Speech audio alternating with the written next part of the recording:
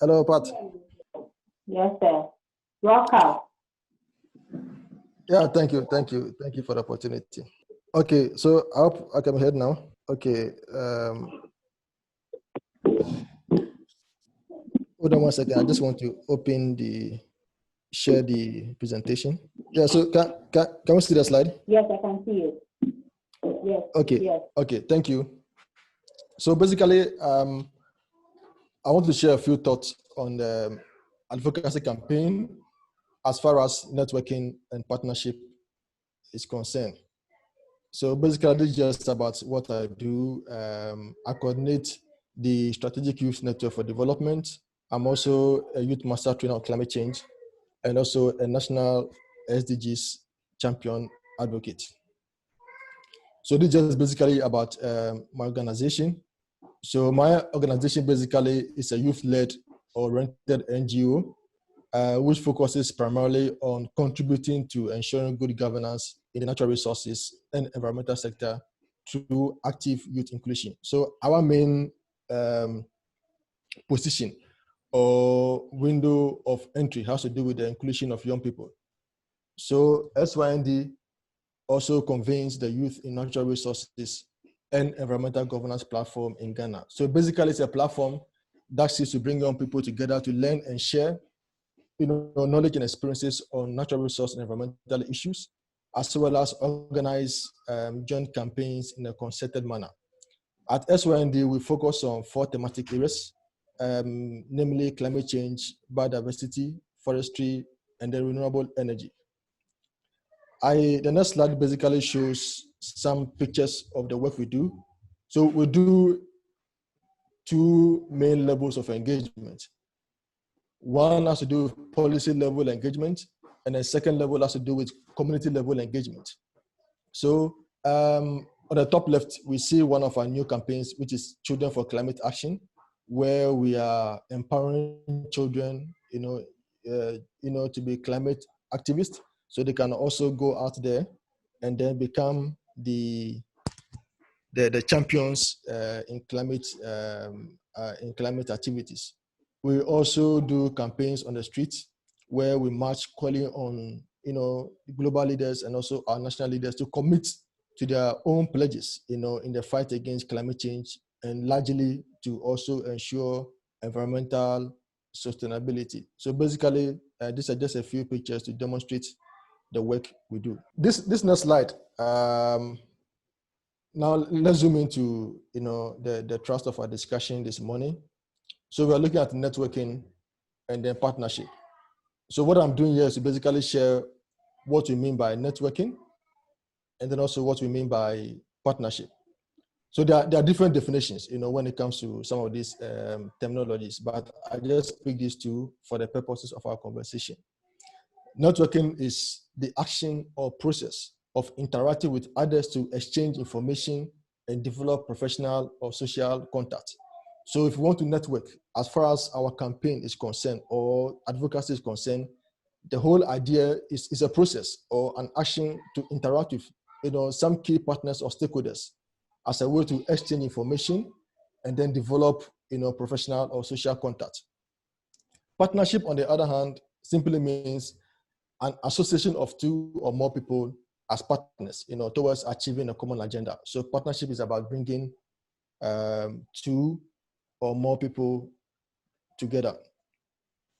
Now, in terms of networking and partnership, the first one we talked about the need to interact with others. So the others there represent partners. So the question is, what makes up partnership? Or when we say partners, who are they?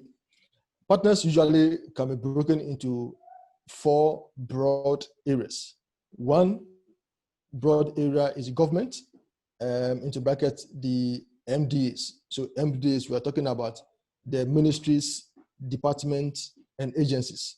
So the government agencies, the government institutions, that's one block of partnership.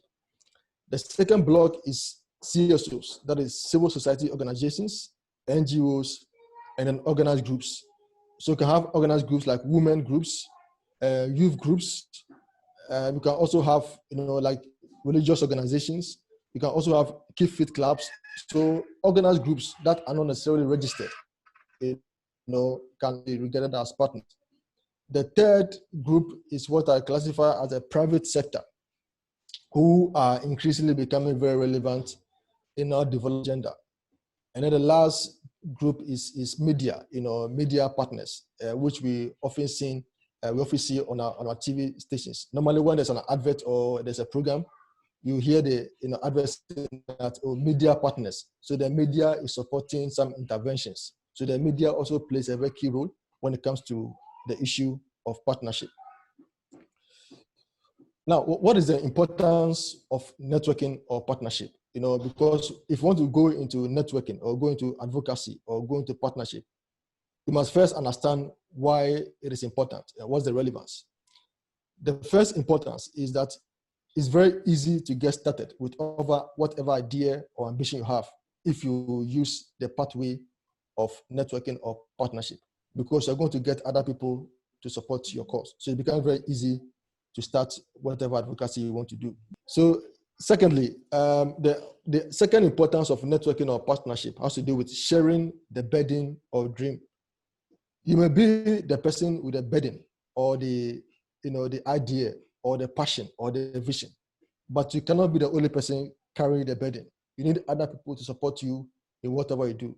So if somebody, for example, says that I have the call of God on my life, I want to be a pastor, I want to be a reverend, it is a call of God on you, but you need other people to support you to make your vision a reality. So you need prayer warriors, you need people to sing, you need intercessors. So all those people support your dream. So it becomes sharing your dream and then your burden. So that is one other advantage or importance of networking or partnership. The third importance has to do with access to knowledge, skills, experience, and contacts. So the more you meet different kinds of people, the people bring in their ideas, they also bring their experience, they also bring their knowledge. So you are able to have access to people's knowledge, skills, experience, and contacts, which would then help you to pursue the agenda that you have in mind. The fourth importance has to do with you are able to make very good decision making. Your decision making becomes better as against you as an individual. There's a saying that two heads are better than one. So once you have more people by your side, and you put out any idea, any information, their feedback will help you to make very wise, and more important decisions. So that's another importance of networking or partnership. The last but not the least has to do with sustainability, because whatever you begin, the idea, because vision must be for a lifetime. So whatever you start, whatever campaign, advocacy, must run consistently. You may diversify, you may change along the way, but every time there must be some action ongoing. So you need to sustain that idea. So you alone cannot sustain, whatever passion or dream you have. But once you build networking or partnership, you have others involved, you are able to sustain your dreams. Even if you're no longer available, you grow, you go on retirement. You have others also still carrying the burden along because of the kind of partnership or networking that you have brought together. So these are some of the importance of networking. So before you go into any form of advocacy, because when we were doing self-introduction, I heard some of you talking about I think children, advocate for children, women and all that. So you must always have it at the back of your mind that before you go into any form of idea or advocacy, you must always have the importance of networking and partnership in mind. Now, let me quickly share the various forms of networking or partnership, because they come in different forms. So it's very important to know what you're going in for. I want to classify the first form of networking or partnership as ad hoc. When I say ad hoc, it simply means that a very, something very quick, snappy, it wouldn't last forever. So something has come up, let's mobilize, let's network and get it done. So for example, if in a community, there's no water, so you can mobilize people in the community. Let's build a borehole or a well for the people in the community. So you mobilize the boys, you mobilize, the chiefs, Somebody will bring cement, somebody will bring sand, community labor. We all come together, build a well, bam, that is done. So that kind of partnership builds the borehole or the well, and then that accomplishes, your plan. So that is more like an ad hoc form of partnership or networking. The second one I want to classify, I want to classify as medium term. It's a project. Normally projects run for, ideally 1 year, 2 year, 3 year, or, usually between 1 and 3 years. So I call it medium term. So if you want to run a project or a campaign over an issue, and the issue can last for about 1 year, 2 or 3, you can build some partnership, with relevant agencies, which I've mentioned earlier on, be it government, be it CSOs, be it private sector, be it the media, to consistently, run your campaign to ensure that you're able to achieve whatever ambition you have between 1 year and 3 years. So that's what I call the medium-term form of networking or partnership. So it's not for life, it has a lifespan, usually between 1 to 3 years. And then what I call the long-term, usually is programmatic, it's a program, so when we say program, it's a very big picture that, you intend, that presents what you intend to do. Out of programs, we have projects, and then out of projects, we have activities. So a long-term form of networking usually applies if you are, there's an organization who has the same vision or same idea as you. So because the two of you are on the same path, you're able to forge partnership and work continuously, for a long time. They become your permanent partners. So that becomes a long-term form of partnership. So these are basically the 3 forms of networking that you must always bear in mind. So if you're going to ask for networking or partnership, you must know whether it is for a short period, whether it is for a medium term, or whether it is for a long term. So the kind of intervention you want to do will determine the form of networking or partnership that will be most appropriate. Now, so having discussed basically what networking and partnerships all about, the forms, the kinds of partners we have broadly, I just want to share some few thoughts with you as young campaigners, irrespective of what you want to do or what idea that you are nursing at the moment. I believe these few thoughts can help you shape your advocacy work very well. The first idea or the first thought I want to share with you is the issue of to have a win-win approach. So anytime you have an idea or you want to consult people, to have network or to build partnership, you must always have at the back of your mind the need, to go in with a win-win approach. So win-win approach simply means that you don't only want to be the one benefiting for the project or from the advocacy. You want your other partners to also benefit. So it becomes like a win-win. You win, they also win. So that's the whole idea.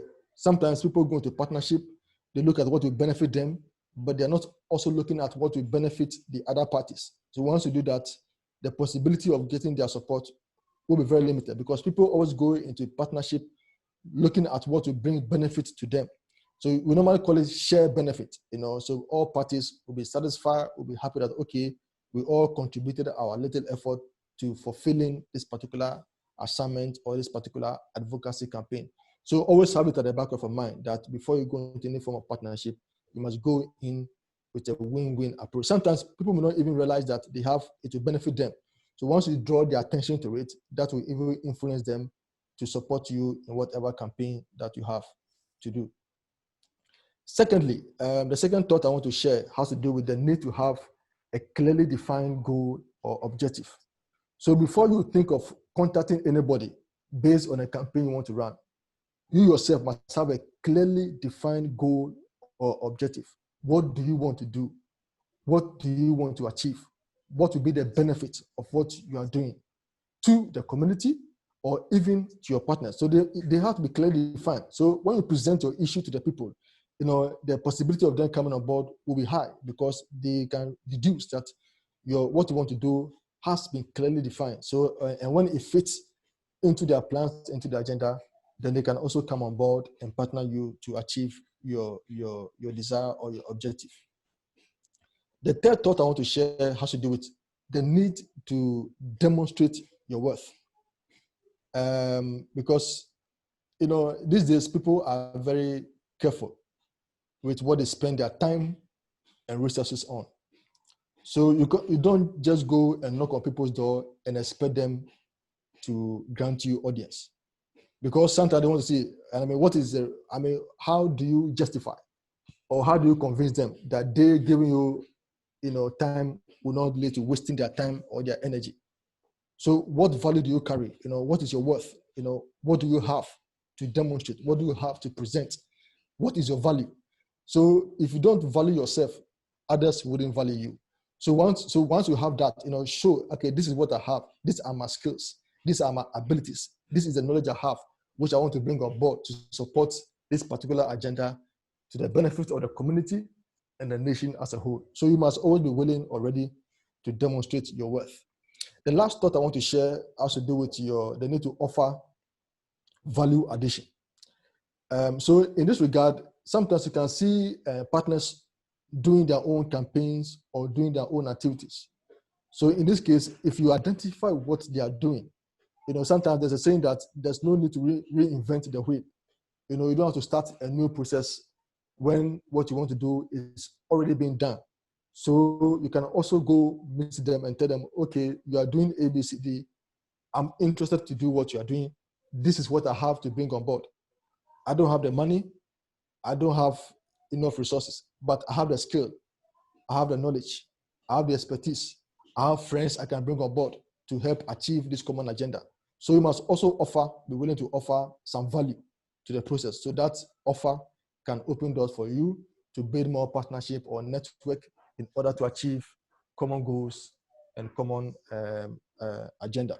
So these are basically some few thoughts I want to share with you as you seek to build some network and a partnership. So this is a generic idea, assuming that all of you have specific campaigns you want to run. Depending on what you want to do, so this is you in the middle, and then so around you are groups of partners. So I want to zero into community level advocacy, not international, not regional, not national, but community. So let's use where you live, your district, your community. What idea do you have? What do you want to do? So now you start picking out or doing what we call power mapping. Who exists in your community? In every community, you will find organized groups. In every community, you'll find religious groups. In every community, you'll find some media reps. Some have community radios, but not in all communities. If you live in a community where there's a community radio, that also becomes a very big, point of entry for you. And then, of course, we have the district assembly. So these are key stakeholders around you that you can meet or contact to start building a form of network or partnership.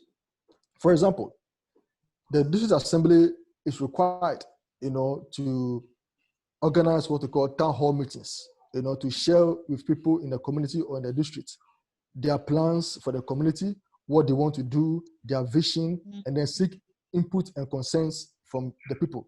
But I think that is not happening in most districts because one, people are not aware. So the assembly will just meet, planning officers will meet, organize a small workshop, put their heads together, and then plan without consulting members or the public or members of the assembly. But if you live in assembly or in a district and you want to run a campaign, you can go to your assembly, look at what they want to do, and then see where you can, capitalize on. It's okay, you have this number of activities or this number of projects. This is where mine fits. So now you have a point of entry into the assembly. Then you can start working with the assembly and then build other forms of partnership to achieve whatever campaign or advocacy that you have in mind.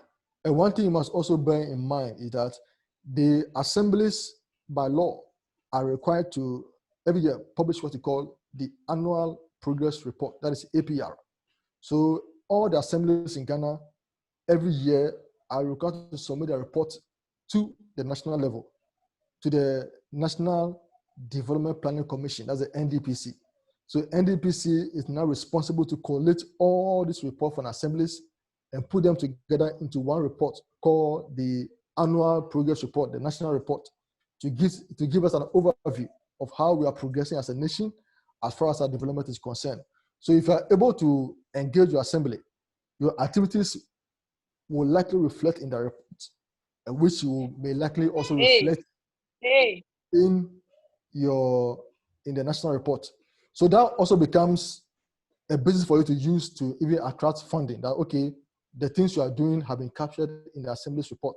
So then you can use that even to attract funding, small grants, $1,000, $2,000, $500 to continue doing your campaign work in your community. So these are some of the avenues by which you can start building your network and partnership in order to gain or to achieve your ambition or your plan.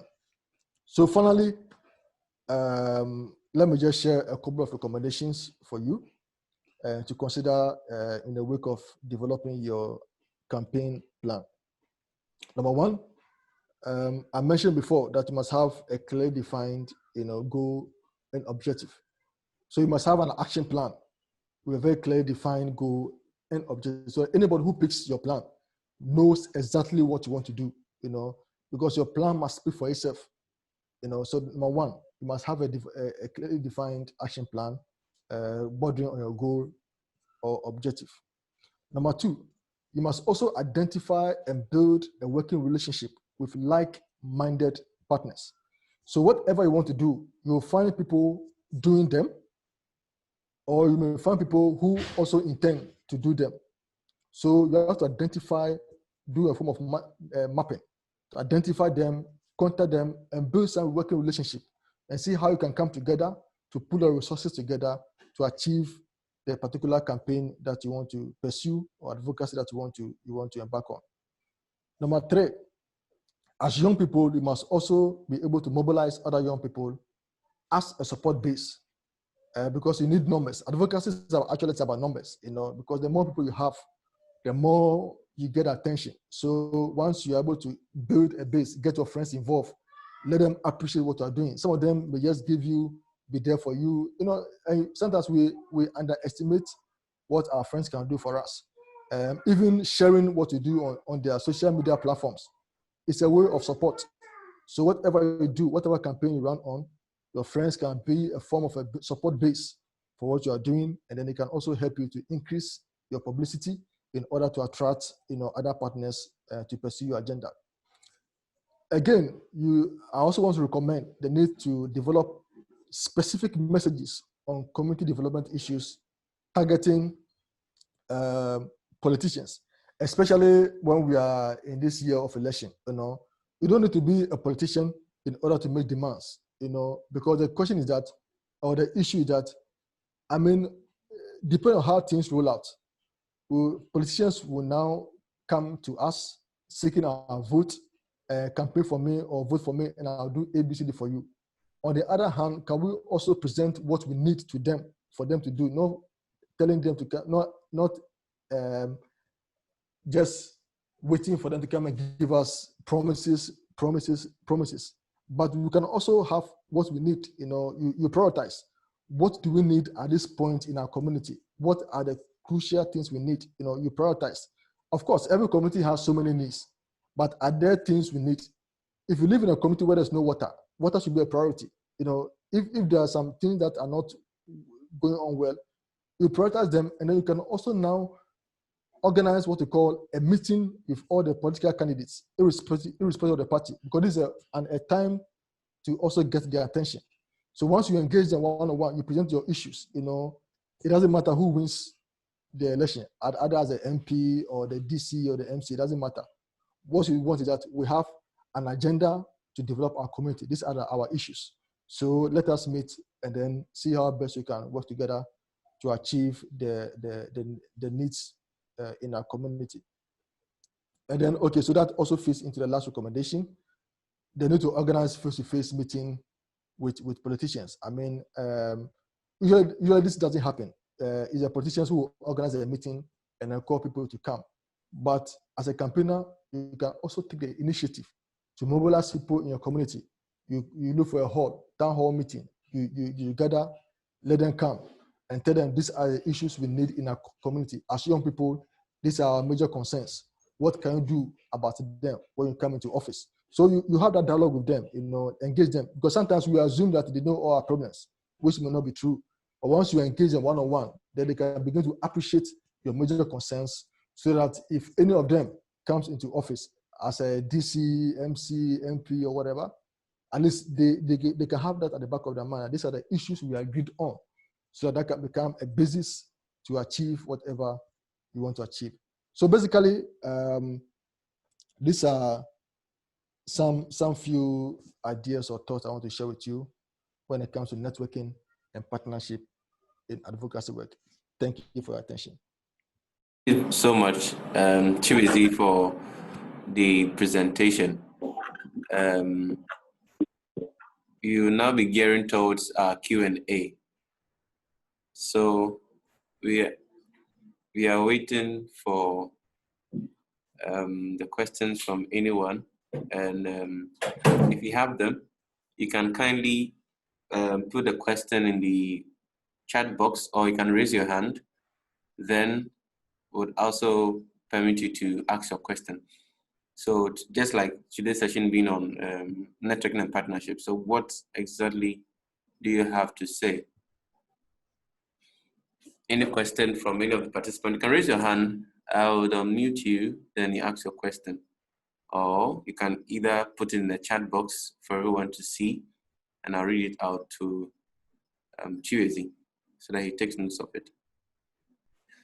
Okay, so we have a hand raised. Mavis has a question. So if you have a question, feel free, just raise your hand. We'll go 10 by 10. So, all right, Mavis has a question. All right, so Mavis, you're on. All right, thank you. Please, he was saying that if we are networking or partnering with individuals or institutions, we have to look for like-minded people. But could it also be that maybe the people aren't like-minded, but can you try to maybe convince them with your project or with the objectives that you have, so that you get them to be interested in your project and then support it as well? Or you only look for the like-minded, as he said? That's my question. I don't know if it's clear. Oh, okay. All right. Well understood.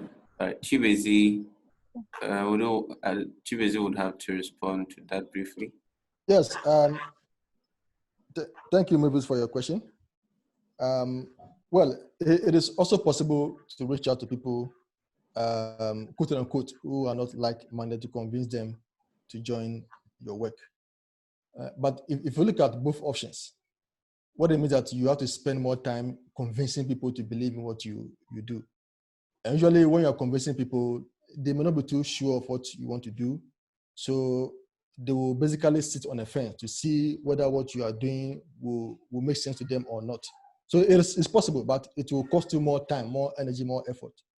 But the other benefit that if you're able to get one or two like-minded people to gravitate towards what you are doing or to buy their input in what you're doing, you may end up finding people joining your campaign who may not have been interested or who may not even have an idea of what you're doing, but they can see you pursuing your campaign, and then what you're doing alone convinces them to say, oh, this lady is doing very well. How can I support her? So those are the ways of convincing people who may not be like-minded, because by that time they've seen the benefits or the results of your campaign, then that alone will convince them.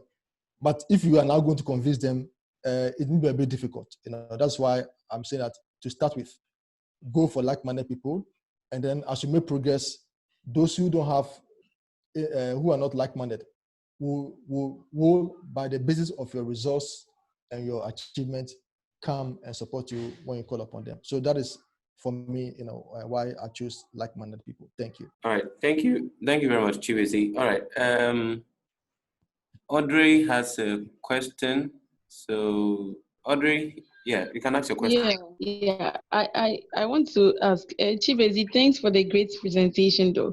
You made mention that in doing partnership and networking, we should organize face-to-face meeting with politicians. But then we know that these politicians, the they don't have time like that. Let's just say, like, the process of meeting them is very bureaucratic. So let's say you have a project and you need to meet them, but then you go and they keep referring you to like days to come back. Come this day, he's not around. Come this day, he's not around. In that case, what do we do? That's my question. Thank you. Thank you very much. Okay. Okay, all right. Thank you, Audrey. Yes, you're right. Politicians don't have time when they win election. But as long as it's campaign season, they will make time for you. So my understanding is that because you're in a political season or campaign season this year, it may be a good opportunity to engage them in order to get your issues across to them. But again, it depends on the project or the idea you have that you want to pursue. Some of them will require political endorsement because if it's a project in a community, you need assembly, the DC or the MC, they must give approval and all that. So you need those kind of attention or support. But if it's a project that does not require any political endorsement, then you can still go ahead. You may, for example, all you might need is to get a private sector who might be interested, or a bigger CSO who is prepared to give you some support. So you can identify the reliable partner. But I chose the politician because we are in a political season, and in this season, they give a lot of hearings because they want votes. So when you call them, they will come, and they present their issues. So I was just only trying to take advantage of the political season. But beyond that, like I mentioned, there are different forms of partnership. So you have you can only go to assembly actually without the politicians, but I only chose the politicians because we are in a campaign season, all things being equal, depending on how the COVID-19 rolls out. So that's why I chose that, but it was just tied towards the election year. But beyond that, you can meet other important stakeholders as well. All right. Thank you very much, Chibeze. Lee Lankwe has a question. All right. So, Lee Lankwe, you're on. Okay. My question is, for the partnership with maybe MDAs and private sectors. So sometimes they come on board, you go to them, and they like your idea, they come on board, but later you find out that they are taking over your campaign. Like they come and whatever you are doing, like they push you aside and they are trying to do whatever you went to preach to them. As an activist or an advocate, what should you do? And my second question is, so with the ad hoc, what's the name? Yeah, ad hoc campaign or something. So let's say for the coronavirus, you want to do a small campaign, and after that you are done. But after you did your campaign, you found out that there is more that needs to be done. So maybe you want to take it to maybe a short-term campaign. How do you go about it? All right, Nee, thanks so much for the question. All right, taking a bit from Chibeze. Okay, yeah, thank you, Neil Lankwe. Yeah, so on the first issue, you're right that there are people who eventually will push you aside and then take over your campaign or the idea that you brought. It has been a struggle everywhere. Even for us as CSOs, sometimes you write a good proposal, you take it to an organization for support.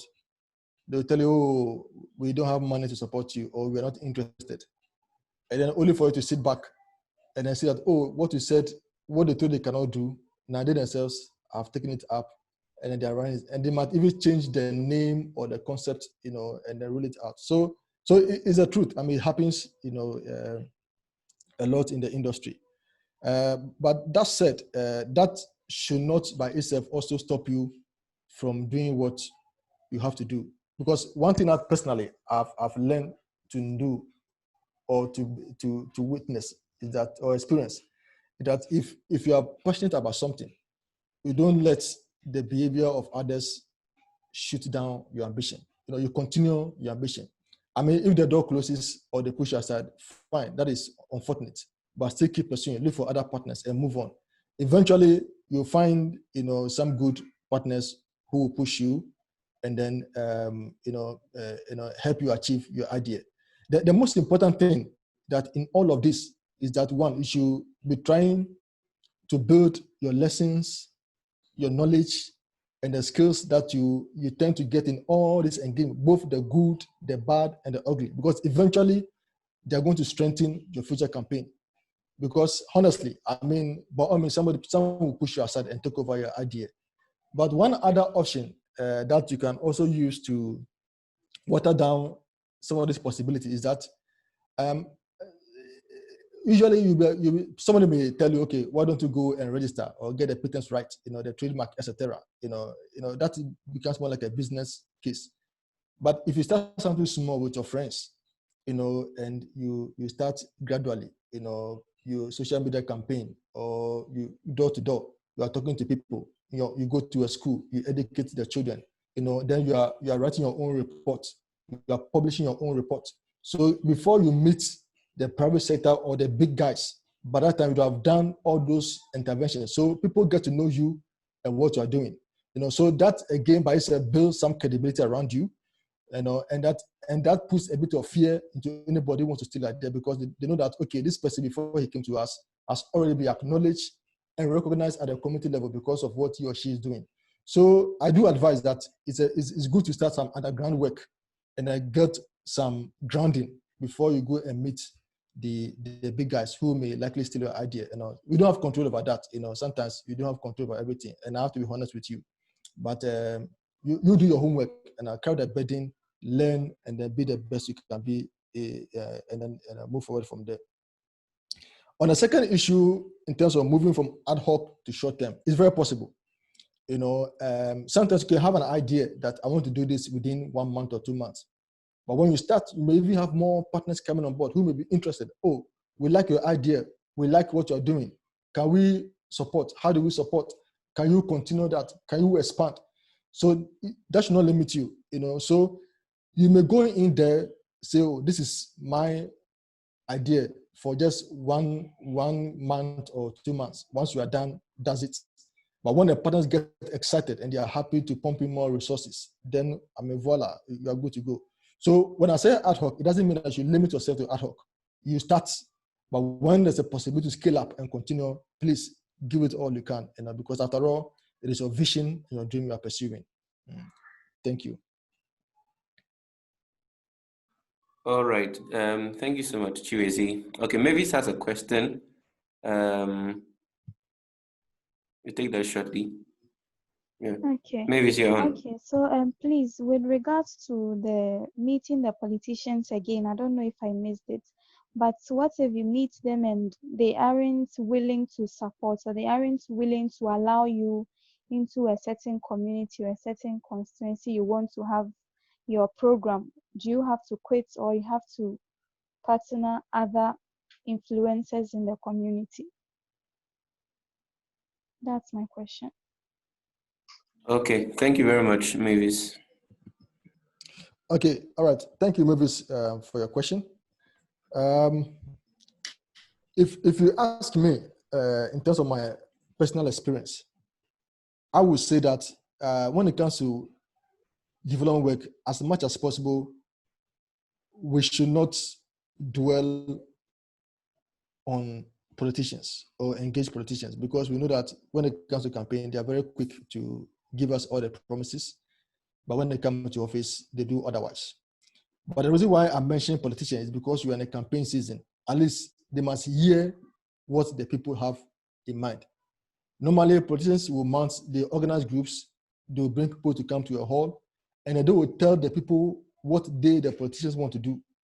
But how about the people getting organized and telling the politician what they need as a people instead of the other way around. So that's what I meant by organize a face-to-face meeting with the politicians. They shouldn't come and tell us what they want to do, but they must hear from us what we need for them to come and offer those services when they come into office. So that was the basis for which I made that statement. But beyond that, as much as possible, when it comes to development, in fact, politicians hardly have control when it comes to who should go to a community, or who shouldn't enter a community. That is not their mandate. Even with the assembly, their doors are always open. They're looking for people to support them. If you go to the assembly, there are different departments. We have the program department. We have, all forms of departments and units. So, and they are always willing to engage. In fact, but their mandate as assemblies is that they must organize town hall meetings where they must tell people in a community what they want to do, or seek the views and the concerns of people in a community based on which they will draw their programs for the assembly. Because every year, the government of Ghana gives money, quarterly money, to the assemblies. So if money which is given to them through our taxpayers, has to be used in development work, then would the people have a say in what the money will be used for? But because most Ghanaians are not aware, the assembly gets the money, they sit in their office, organize a few people around, draw a plan, and then they do their own implementation or plans without consulting the people.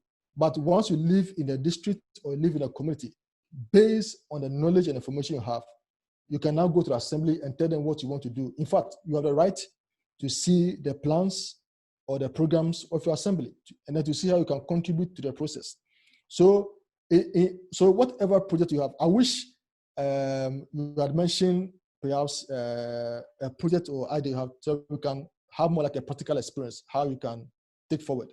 But like I said, beyond the politician, there are organized groups, there are women groups, you find youth groups, you find community-based organizations, CSOs who have local partners. You can have local media people, community radio. So these are all people, networks or partners in the community who you can contact to help you achieve your ambition or your dream without necessarily speaking to a politician.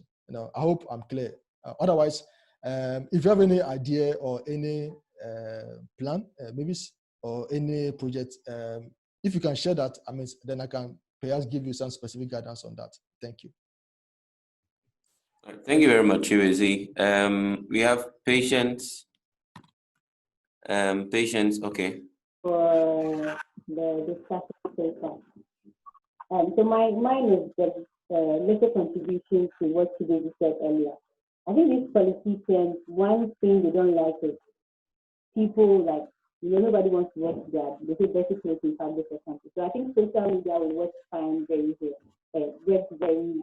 well here. So one, they see that we are in a campaign season. They want people to listen to their promises to get votes. But they see that there's this one person or this small group in my community who are constantly like on my page on social media. They are tagging me for the wrong things I've done. They are getting followers to also attest to those things. So you need to organize. You can often organize like a small social media campaign, and then it doesn't have to be mad. All you need is the person's social media handle or the people close to you, and then you are good to do.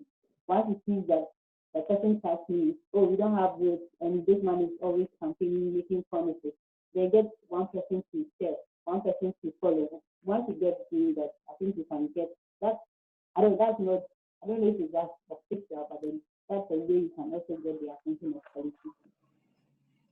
Yeah. Okay, I don't know, but if I heard you right, you were talking about partnerships with other people, right?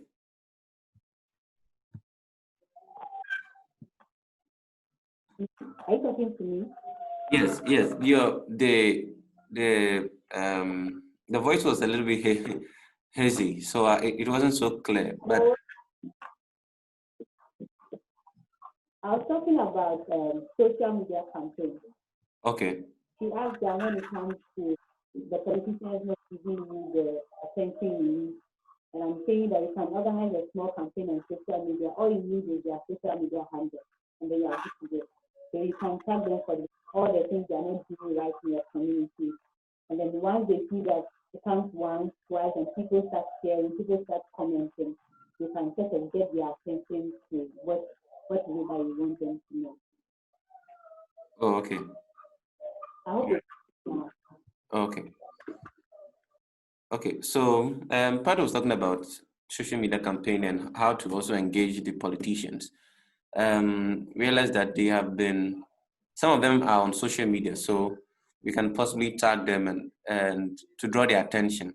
Sometimes, just like how some of these things go viral when you talk about community problem or an issue, or you're pushing a campaign and you tag them and people come to comment and all that.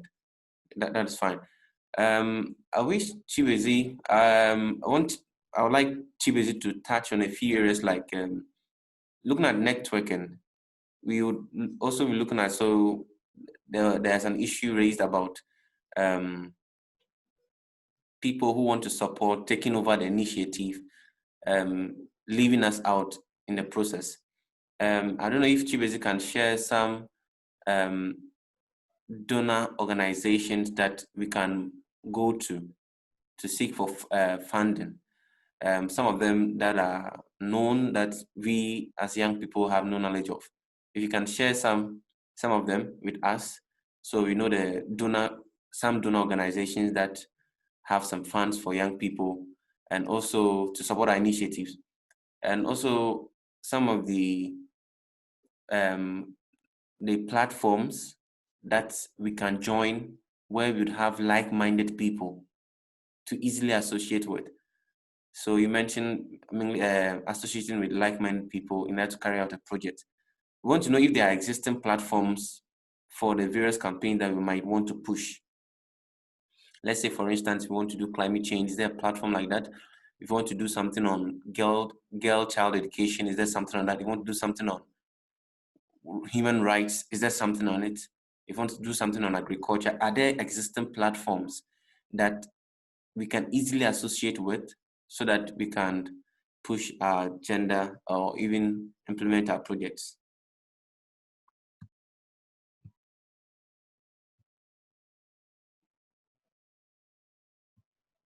Yeah, thanks very much, Danny. So to begin with the first question in terms of the networking, in order not to lose out your ideas, people stealing your ideas, other donors that can be of support or can be of help. Yes, there are donors that do support, but of course, it always comes with some terms and conditions. You know, in my submission, I did mention that when it comes to one of the things you have to do, when I was sharing some few thoughts, is that you must demonstrate your worth. Why should a donor give you money? Is it because you have a good idea or a nice idea? Because it's possible to have a nice idea on paper and not be able to translate that onto the field. So the fact that you have a nice idea on paper does not guarantee that the donor will give you money. So now they look at your credibility and your value. You know, what have you done? What do you have to show for? What can you demonstrate? Because people say, I'm a young person, I don't have any experience. So it's just like employment. You go looking for employment, they tell you we need 5 years working experience or 3 years working experience. And then you say, you just finished school, no experience. You know, but for somebody who was doing volunteering or doing other jobs by the side was in school, gets a better, or is given the priority over you. So that is what I mean by your worth, adding value, bringing value addition to yourself or to the process. So yes, they are donors, but the biggest challenge when it comes to donor agencies is now donor agencies prefer to support platforms or coalitions as against single organizations, not even to talk of individuals. So that's where the challenge is.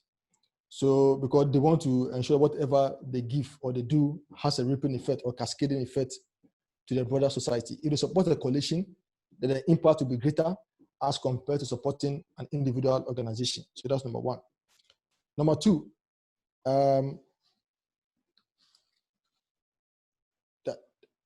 Nani, give me 1 second. Let me just plug in my charger.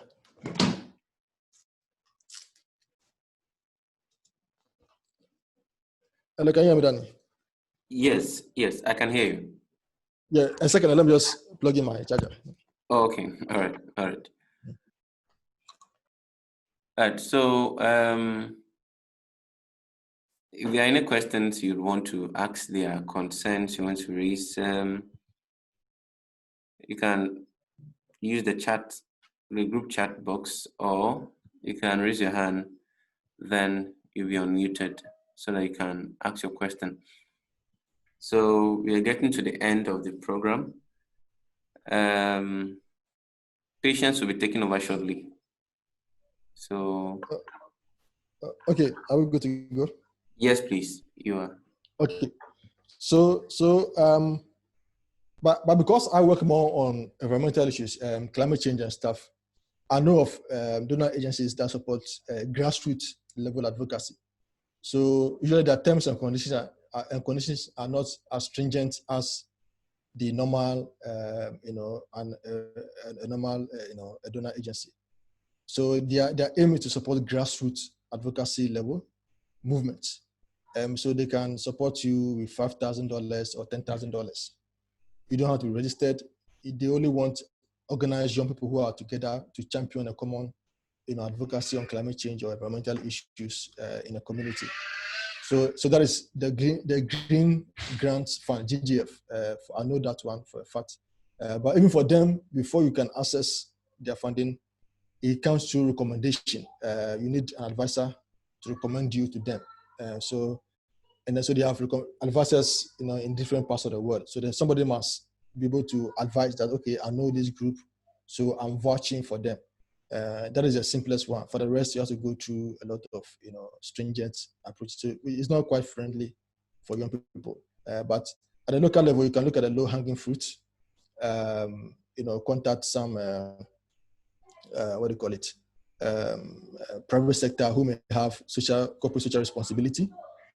So in using our resources, are there innovative ways where they can use those monies as against the conventional ways of using their money?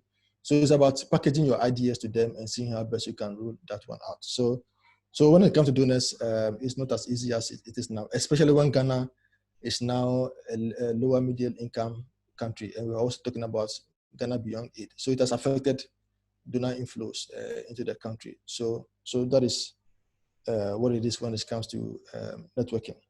In terms of platforms, yes, there are existing platforms. And I can say that as long as it is about advocacy issue or a campaign issue, we have platforms or coalitions that will exist. So when it comes to climate change, we have CSO, Civil Society Platform on Climate Change.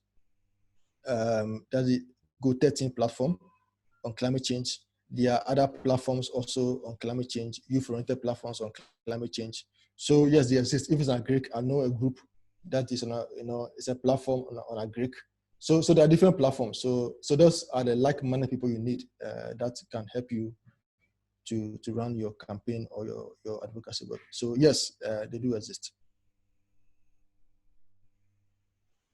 Okay. Thank you so much, Chibeze. We'll be taking I think this is the final question so far from Audrey. We'll take Audrey's question, and that'll be our final question. But if you have a question, I think I'll just take the final two. So if you have a question, you can just let me know briefly. So I add you to Audrey's own. But if no one has, then Audrey will be the last person we'll be taking the question from. Thank you. Audrey, you're on. Yeah, okay. So I want to ask, in the age of social media, and how do we the youth migrate from like doing partnerships and this networking like physically to social media and still get the maximum impact that you want? I mean, like this time, what we do is you probably go to the person, and when you establish that network, social media is like a supplement. But now we see that we are migrating to doing everything online and all that. How do we migrate fully into using social media and still getting the maximum impact? Thank you.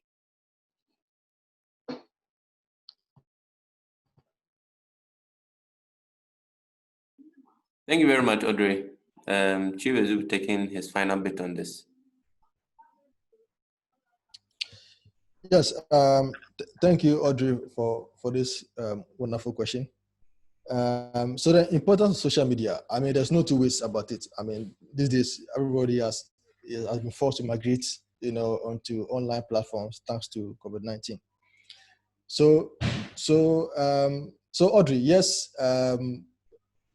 online or social media platforms are extremely important. Just that I want to say that even on social media platforms, you still need networking or partnership, to thrive on social media, because you want your message out there. You want your campaign to be heard. You want what you are doing to go viral. You want publicity. So, and there are institutions, organizations that are on social media who can help you to have that kind of mileage, that kind of, publicity that you need. So, and those people are there. So you can only work with them through networking and partnership. For example, because of COVID-19, every physical meeting has been grounded. So you see a lot of webinars online, a lot of meetings online and all that. So what it means is that those online platforms exist, which are also connected to Facebook and social media and all that. So if you build networking or based on what you're doing in your community, so you can have one organization inviting you as a panelist, or as a member of a team to come and share your experience or knowledge to a bigger platform or to a wide range of people from different parts of the world. That is using social media, but again, you have access to those platforms as a result of networking or partnership. So yes, it is important to go on social media, but you still need networking and partnership to amplify the work you are doing at the local level. Thank you.